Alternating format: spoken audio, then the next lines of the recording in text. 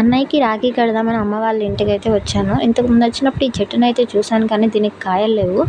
ఏదో పిచ్చి చెట్టు అనుకున్నాను. చాలా రోజుల తర్వాత వచ్చేసరికి చెట్టు నిండా కాయలున్నాయి. రోడ్డు మీద ఉండటం వల్ల అందినట్టు ప్రతి ఒక్కళ్ళు కోసుకెళ్ళిపోతున్నారు. ఎందుకు ఈ పిచ్చికాయలు ఇంతలా కోసుకుంటున్నారు అని అనుకున్నారు. అమ్మని అడిగితే ఇది ఒక హెల్త్ ప్రాబ్లం ఉన్నవాళ్ళు ఈ కాయల్ని తింటారు అని చెప్పింది.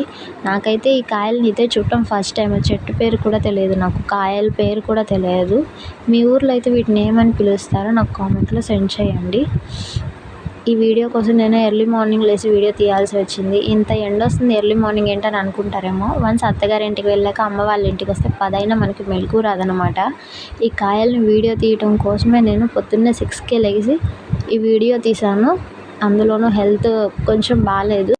మీ ఊర్లో అయితే ఈ కాయల్ని కానీ ఈ చెట్టుని కానీ ఏమని పిలుస్తారు? ఏ డిసీజ్ ఉన్న వాళ్ళు ఈ కాయల్ని తింటారో కామెంట్లో సెండ్ చేయండి.